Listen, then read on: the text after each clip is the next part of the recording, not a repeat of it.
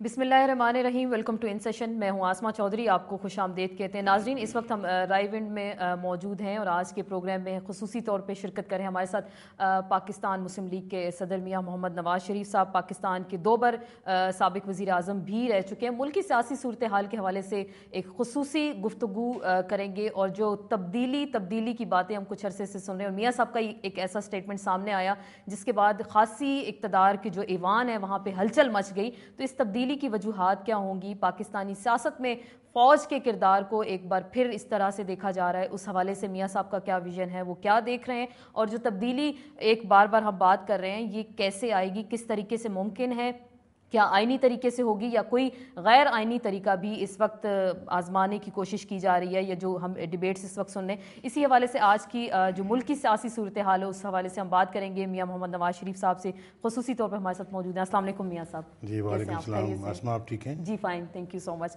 آپ نے میاں صاحب پچھلے 1 ہفتہ پہلے آپ نے ایک اسٹیٹمنٹ دیا جس میں آپ نے کہا کہ اگر انہوں نے اپنی حکومت نے حرکتیں ٹھیک نہ کی تو تبدیلی آ کر رہے گی. تبدیلی کیسے آئے گی؟ اس تبدیلی کو ڈیفائن کر سکتے ہیں کہ کانسٹیٹیوشن کے اندر رہتے ہوئے ایک تو مڈ ٹرم الیکشن ہے, ایک تو ان ہاؤس چینج ہے, یا پھر پرائم منسٹر ریزگنیشن ہے. تبدیلی کیسے آئے گی؟ آج کل تبدیلی کا بہت چرچا ہے, ہر جگہ پہ تبدیلی کی بات ہو رہی ہے. میں سمجھتا ہوں آسما کہ تبدیلی آنی چاہیے ہمارے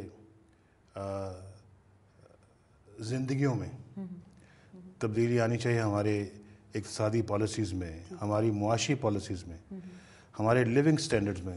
تبدیلی آنی چاہیے ہمارے مزاج میں, ہماری جو دوسرے انسٹیٹیوشنز کی جو رسپیکٹ ہونی چاہیے اس میں تبدیلی آنی چاہیے, وہ رسپیکٹ آنی چاہیے.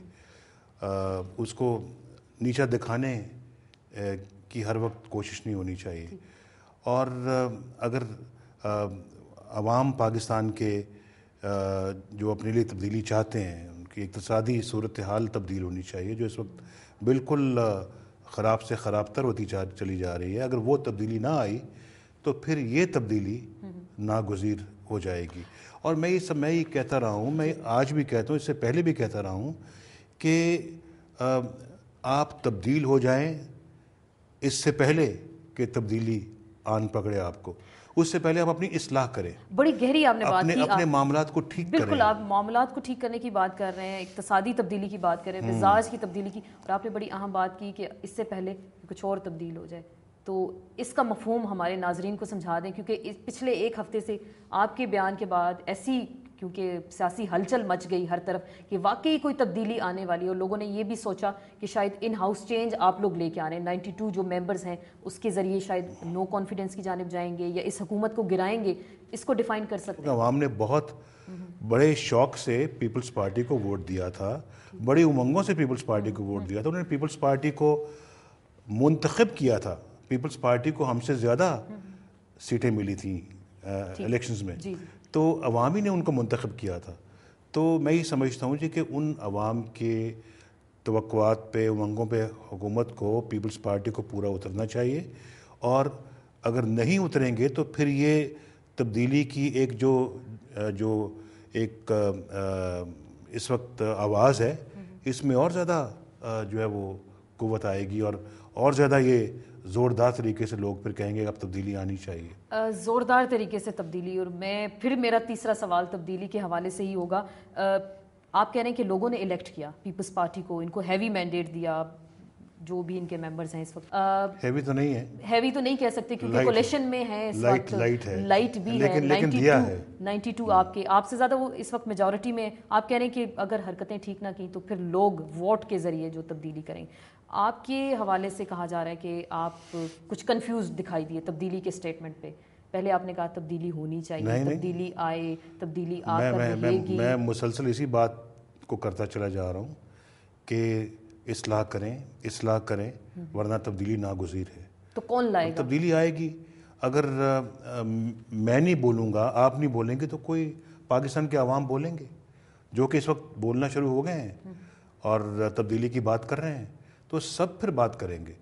تو میں یہ سمجھتا ہوں کہ پھر وہ اس سے اپنے آپ کو پھر یہ بچا نہیں پائیں گے. ابھی آپ کہہ رہے ہیں کہ حرکتیں حکومت کی ٹھیک نہیں, اگر ان کی حرکتیں اب ٹھیک نہیں تو آپ نو کانفیڈنس کی جانب جائیں گے, vote of no confidence? Assembly کے اندر دیکھیں آپ اس کو ٹیبل کریں گے, لوگوں کو ملائیں گے ساتھ میں؟ دیکھیں ہم جو ہے نا کسی ہارس ٹریڈنگ کا حصہ نہیں بننا چاہتے. ہم جو وفاداریاں تبدیل کرنے پہ لوگوں کو مجبور نہیں کرنا چاہتے. نہ میں سمجھتا ہوں کہ یہ قصہ پارینہ ہے, یہ پاسٹ کے تجربے ہیں, ان کو دہرانا مناسب نہیں ہے اس ملک کے اندر. ہارس ٹریڈنگ کو, فلور کراسنگ کو انکریج کرنا میں نہیں سمجھتا کہ یہ مناسب ہے. تو لیکن از خود اگر لوگ کھڑے ہوتے ہیں تو پھر آپ اور میں تو انہیں نہیں روک سکتے. آپ سے کسی نے رابطہ کیا تبدیلی کے حوالے سے؟ نہیں, ایسا سچ کوئی فارمل رابطہ ہم سے نہیں کیا. فارمل رابطہ نہیں ہوا. اور چلیں اس حکومت کی اگر ہم بات کرتے ہیں, کولیشن پارٹنرز ہیں, ایم کیو ایم ہے, اے این پی ان کے ساتھ ہے. پچھلے دنوں ہم نے دیکھا عمران فاروق کے مرڈر پہ اسحاق ڈار صاحب نے ملاقات کی گورنر عشرت العباد صاحب سے, تو کہا گیا کچھ خاص میسیجز پہنچائے گئے. بابر غوری صاحب کی ملاقاتیں ہوئی شہباز شریف صاحب کے ساتھ. تو تبدیلی کے ساتھ ساتھ کچھ آپ کے روابط بھی بڑھ رہے ہیں ایم کیو ایم کے ساتھ. تو کنڈولنس کے لیے گئے تھے وہاں پہ, مجھ سے پوچھ کر گئے تھے, اور جا کے انہوں نے فاتح خوانی کی پارٹی کی طرف سے. تو کوئی سیاسی گفتگو نہیں ہوئی تھی ان کی وہاں پر, کوئی ایسا بات نہیں. لوگ کچھ یہ کہہ رہے ہیں کہ آپ صرف لفاظی سے کام لے رہے ہیں, کہ تبدیلی کے حوالے سے آپ لفاظی سے کام لے رہے ہیں. آپ کہہ رہے ہیں, لوگ تو نہیں کہہ رہے, آپ کہہ رہے ہیں. میں نہیں کہہ رہی, کیونکہ جو لوگ سوال کر رہے ہیں یا جنرل پرسپشن ہے اس کے بارے میں لوگ کہہ رہے ہیں کہ جی لفاظی سے کام لے رہے ہیں. لفاظی مجھے نہیں آتی. لفاظی آپ کہہ رہے ہیں نہیں آتی آپ کو, اور تبدیلی کی باتیں کرتے ہیں. اور لفاظی مجھے نہیں آتی, اور ہم اپنا جو ہے وہ پاکستان کے اندر اسٹیبلٹی دیکھنا چاہتے ہیں. پاکستان کے اندر یہ اضطراب اور بے چینی یہ نہیں ہم دیکھنا چاہیے, اس کو ختم کرنا چاہتے ہیں. اور میں سمجھتا ہوں کہ حکومت اگر اس طرف توجہ دیتی اور پوری طرح سے اس پہ کام کرتی, ہماری سپورٹ تھی ان کو.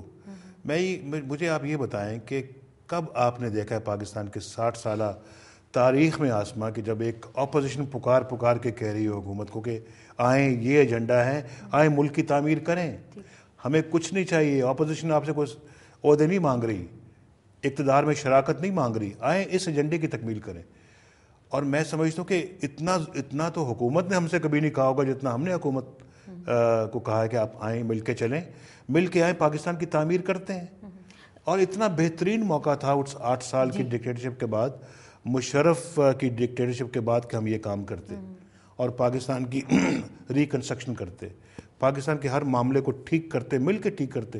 مجھے بتائیں, میں 2 مرتبہ پرائم منسٹر رہا ہوں پاکستان کا, کسی اپوزیشن نے ہمارے ساتھ اس طرح کا تعاون کا ہاتھ نہیں بڑھایا. اور پھر یہ بھی میں ایڈمٹ کرتا ہوں اور ماننا چاہیے, محترمہ 2 دفعہ پاکستان کی وزیر اعظم رہی ہیں, ہم بھی اپوزیشن میں تھے, ہم نے کوئی اس طرح کا ہاتھ نہیں بڑھایا, دستے تعاون نہیں بڑھایا. اتنی فراخ دلی کے ساتھ آج بڑھا رہے ہیں. تو اگر بڑھا رہے ہیں اور پھر مفت میں بڑھا رہے ہیں, کوئی اس کے لیے معاوضہ نہیں ہم مانگتے, کچھ اس کے لیے ہمیں کوئی عہدے نہیں چاہیے, تو اس سے آپ ہمارے خلوص اور سنسیریٹی کا اندازہ نہیں آپ لگا سکتے. تو پھر اس کا مطلب فرینڈلی اپوزیشن تھے, پھر اس چیز کو آپ مان رہے ہیں فرینڈلی اپوزیشن, کہ آپ نے ان کے ساتھ اچھا ایک وقت گزارا نا, ہم ایک جینوئن اپوزیشن, با مقصد اپوزیشن, تعمیری اپوزیشن کا یہ مطلب نہیں کہ ہر دفعہ الٹا دو, ختم کرا دو, پکڑ لو, مار دو, اٹھا دو. یہ تو ایک بڑی غیر تعمیری قسم کی اپوزیشن. میرا یہ خیال ہے کہ ہمارا ایک بہت ہی